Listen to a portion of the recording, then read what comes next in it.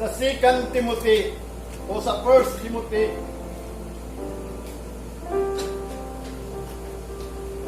nagingon siya diri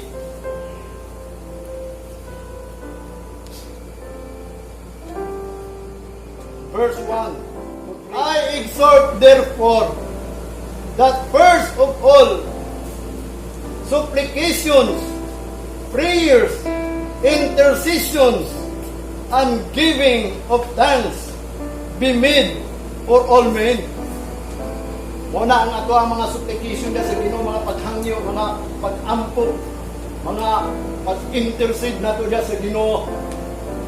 Buhaton sa tanang tao ug ang pagpasalamat. Sa verse 2, kining atong mga pag-ampo daw ug supplication of prayers, matod pa niya, for all kings and for all that are in authority, that we will live a quiet and peaceable life in a godliness and honesty.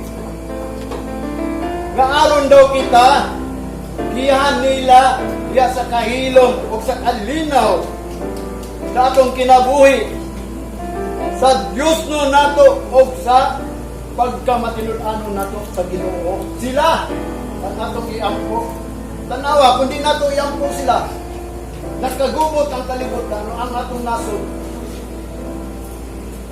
Kinsa may makatabang nato sa atong pagka-godliness, atong pagka-Diyos nun, makapagyo ba dahil tagkalinaw ini? Kung ang atong authority, ang atong kings o presidente, dili gaylan sa Ginoo, kay way nakampo kanila. Mo ni ningtat na ako magaingon kaninyo kinsa man to nakadungog na tinuod nga nangalagad sa Ginoo ng tila nga ang Dios sa Pilipinas mao kana ang Dios ni Abraham, Dios ni Isaac ug ni Jacob, ug ang Dios sa Israel mao kana atong Dios. Gamhanan mao kana ang nagbuhat, mao kana ang naggiya sa mga katawan sa Ginoo kaniadto. Mo na ningtat na mga yuta, sugod karon kada buntag sa inyong balay, tinudan ninyo pag-ampo. Unya ko nang ninyong mga pag-ampo sa sulod sa kwarto, dala na diri sa balay sa Ginoo bilang halad. Pero hinumdumi nga kung ikaw nag-ampo, magdadala ka sa imong halad diri. Ug doon na gani imong hinumduman nga nasuko nimo, ibili na imong halad, balikat to, pakibuli aron ka na dawaton sa Ginoo diha sa iyang halaran. So ang tao nga mag-aampo kinahanglan nagahalad diya sa Ginoo. Aron matuman to ang mga pag-ampo, kinahanglan atong tuhuan nga madawat na nato na. Mao ni tagna niya kami niining balay sa Ginoo. Kay magunsa man amo pagsampit sa Ginoo diya sa sulod balay o sa gawas sa balay, dili na mo na ihalad among kagalingon. Dili gapon panubalingon sa Ginoo paminawon. Mo na ningkat na karon kamo mga pastor, ako nahibaw nga naa mo sa simbahan karon. Pangayo sa Ginoo nga din kita makasurvive, maka-overcome pinaagi sa atong labaw sa tanan. Atong iampo ang nagdumala nining atong nasod, ning atong syudad. Mao nang giingon ni Solomon nga nakita niya sa ubos nining adlaw usa ka wisdom nga diin giila gayod ni Solomon nga naisulat niya sa Ecclesiastes chapter 9. Apor man wisdom. Usa ka pobreng tao nga adunay kaalam nga unta mao kanay muluwas or makaluwas sa syudad. Panway nakadungog. Noon sultihan ta mo. Di unta ko muwali. May tungod dining mga pulong sa Ginoo kay kinsa man ako muwali. Dili man ko maayo mo sulti. Labi na kining mga wisdom sa kalibutan. bisan pagpag-pronounce ining English. Dili ko maayo apan nasalig o nagsalig ko sa Ginoo kay ang pulong ni Salmi ani King o ni Saul o ni Paul nga matod pa niya gigamit sa Ginoo ang mga walay kaalam, gigamit sa Ginoo kanang mga butang na gipasipadan or gibaliwala. Muna, nadasig ko sa pulong ni St. Paul. Muna, nisulti ko ninyo, kay kung dili ko musulti, kinsa may musulti ini. Nga matod pa sa Ginoo sa sulat niya, nga iyang ipangita dito sa Sodom ang Gomora, bisag doon na lang untay usa. Ipangita sa Ginoo kang Abraham, kay tuwa man iyang igagaw nga si Lot, kay gisultihan si Abraham na sunugon ng lugar na pagawasan na si Lot. Si Lot usa lang kay gagaw ni Abraham. Diliingon siya ng alagad. Usa lang siya katao nga Hudiyo nga gusto niya ang Sodom ang Gomora sa panang Ginoo nasuko sa Sodom ang Gomora. O na hinungdan ni hangyo si Abraham na iya ng utputon pinaagi sa kalayo. O na ningon si Abraham, bisan ba na ay 50 kabuk dito na nakaila kanimo. Ningon ng Ginoo bisan hangtod niabot sa wala kapantungod sa sugod sa Ginoo kang Abraham giingnan niya si Lot panggawas mo suban ang iyang panimalay. Unya ayaw mo panglingi sa diya na bukadon sa Ginoo na mabit itong hinungdan ang asawa ni Lot na himo bato tungod kay nahangawa siya sa mga utang nga sa Sodom ang Gomora. O sa na ang mahitabo daw kanato bisan ang mga Hudiyo giingnan, mga Israelite, kung dili daw sila maminaw sa sugo sa Ginoo, mahisama sila sa Sodom ang Gomora. O bisan kita nga din ang Ginoo nagatag panalangin nato, nga din ingon si Kristo, nga kung sa inyong sudlang nga syudad, ibilin dia ang panalangin. Kung sila mingon kaninyo, ang Diyos mo sa mga panalangin, nabilin ang atong panalangin apan kung ang syudad dili mo dawat diyan ang mga katawan sa Ginoo kung hinungdan ningon siya itaktak ng mga abot sa inyong sapatos kay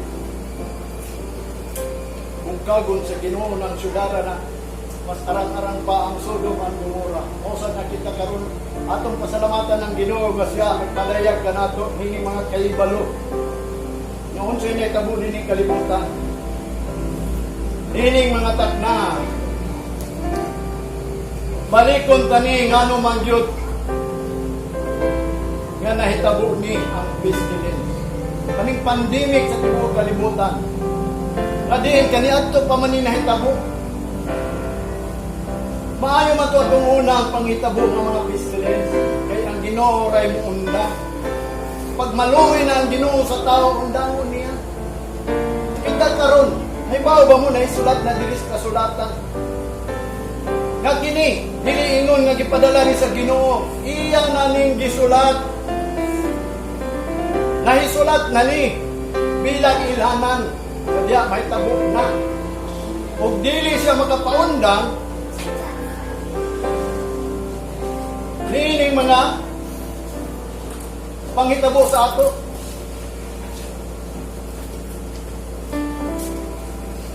Mabitan ninintag na nga karon. Ilo na to ang Ginoo. Kay kaniadto pa ang pestilence na hitabo.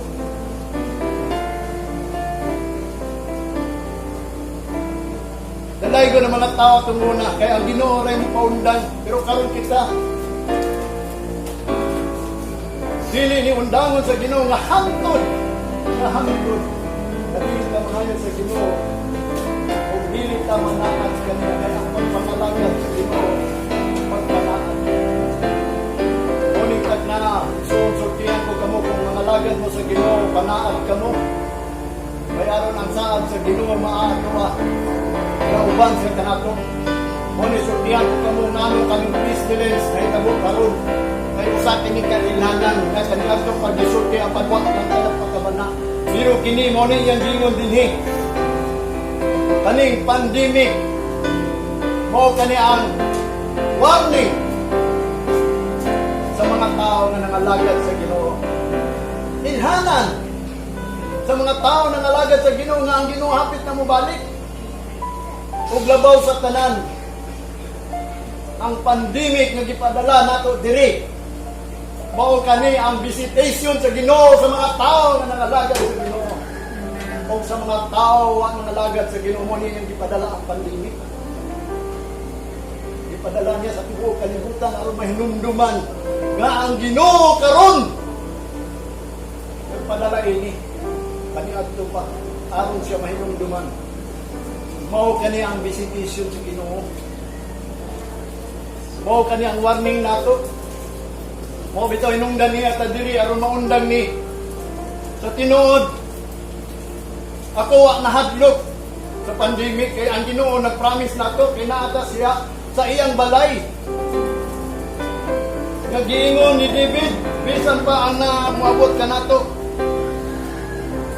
ang noisome pestilence kanang ikamatay nga sakit kung naata sa sulod sa balay sa sikreto nga nagapuyo naata sa landong nagapapiling ka sa landong sa Diyos nato na nasa kitas o na ang pasalit sa Ginoo ngadto ka David o bitaw hinungdan ato ni Hisbutan karon ngano ni gipadala usa lagi ni kailhan ug labaw sa tanan usa ni ka warning nato aron kita maninuot nga din kita nakaila Ginoo apan dili tinuod ang atong pag-ila sa Ginoo mo nang hinungdan sa Roma chapter 1 verse 25 or 21. Although they know God, but they did not glorify Him as God, nor thankful as God, professing they are wise, but fools. Sa tinuod lang, kita nakaila sa Ginoo. Pero wa daw ta naghimaya. Ingon siya Ginoo. Di nagpasalamat ingon siya nga Ginoo. O bitaw hinungdan ang Ginoo nagapa hinumdum kanunay nato. Kay kaniadto pa ang himaya dito sa mga tao sa Israel nawala na. O kita usab karon diingan ta ni sinful. Kitang mga Gentile kasyaman atong ministro. For all have sinned and come short of the glory of God. Mo nang nagpadayon lang ta. Nagdaig, nagsimba, nag-awit. Pero wa ta kabalong ang gidawat ba dahil ni sa Ginoo ang atong pag-awit. O bitaw na si simple nagingon, finding out what is acceptable. Ephesians chapter 5 verse 10. Pangitaw na ito kung siya gusto sa Ginoo. Kanang manawat niya ba? Mabita ninintag na mag-diskuta ining pestilence. Dili ni mo abot kaninyo mga nanalagat sa Diyos. Kay siya akong protector. Siya akong shield. Siya akong defense. Siya akong katabang. Refuge. Ingon pa ni David, God is our refuge, our very present help in trouble. Muna ayaw mo pag-trouble sa lang kabutan. Hindi na itong himayaon yun ang Ginoo. Sugod karon kay giwat ningan ka sa Ginoo. Kaya nga naman, itang mga tao, gibisitahan sa Ginoo nga nangalagad. Iyang gibisitahan ang atong sala. Kadin, sala nga wa pa matabuni, sukad pa kaniyat ito. Manang gingon the uncovered sin. Maunta ka ng sin na to, matabunan na sa itong gugma. Pero kung sa mahinungdan na to, wa kay gugma sa Ginoo.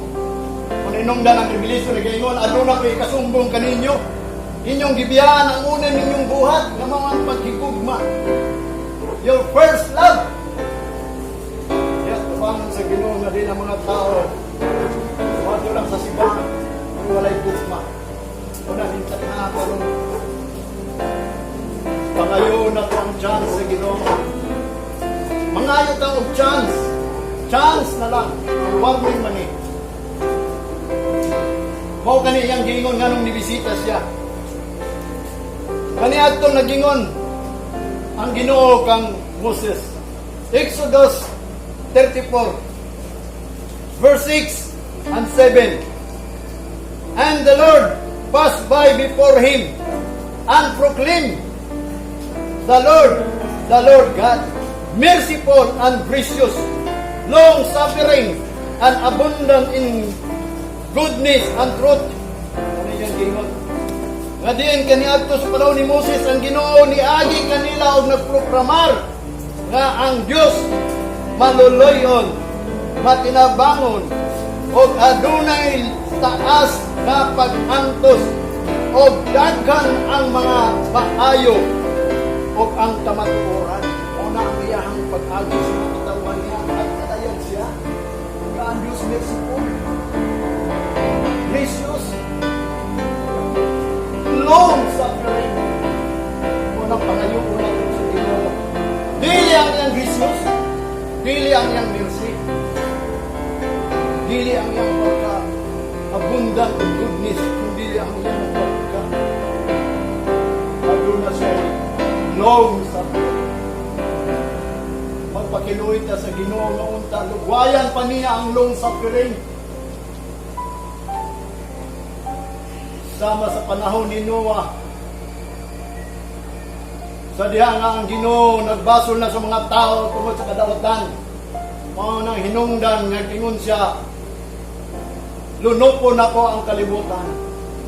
Apan ingon ang Ginoo kang Noah, pagbuhat og arka. Nga din ang Ginoo nag-angtos pa sa mga taong dawatan, gipabuhat pa si Noah og arka. Sulod sa usa o 120 years. Nga din ang mga tao mo na hinungdan walo ra kay ngano man gibaliwala nila ang pag-antos sa Ginoo kanila. Nga din ang Ginoo nagpadayag nga pagbuhat ng arka kay lunupon. Apan ang mga tao baliwala na. Mao kato ang pag-antos sa Ginoo. Kaunta sila mga sulod kung matuwas. Pero wag sila nanumbalik. 1,000 o 120 years na pag-antos sa Ginoo, kung ginanima. Pero kita karon in pestilence. Wow na si Ginoo, may warning na kani. Kung sa kasulog na maabot, kung kani ang last warning, in pestilence. O bita na ang Ginoo, maghatag na siya sa rumanandang kanya, doon ay maabot na pag-islam na. The Great Tribulation. Halos mangganit dito kalahutay nini kung dili pa mutabang ang Ginoo nato. Wata nahadlok sa pandemic mga Christians, mga pastor, nahadlok mo sa mga tao nga nagpugong kaninyo sa pagtawag sa inyong buhit na Diyos. Nga naman, pasaylo ako ninyo mga pastor. Bilang lang ni painumdum ko, kung dili ko musulti ini ninyo, kita may musulti nato. Nga halos kitang tanan diri.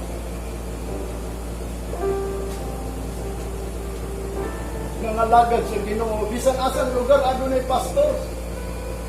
Muna mga pastor, mga ministro, mga pari, muna niya ang panahon. Atong sa aran ng Ginoo, kung tagaan tanyag chance, muna atong pangayoon sa Ginoo. Pangayon tagkaluoy na unli, nga tagaan ng tagkaluoy, kung dili, punta siya, maghatag pag, dugang, pag-antos niya sa tunga. Muna hinungdan dito sa proverbio, hantod kanos amadeta ang tuson sa Ginoo. Oto si Jesus Christ ningon, hantod kanos ataman mo pas anon, o faithless people, o perverse generation. Kanos na daw sila pas anon? O bitanan nitak na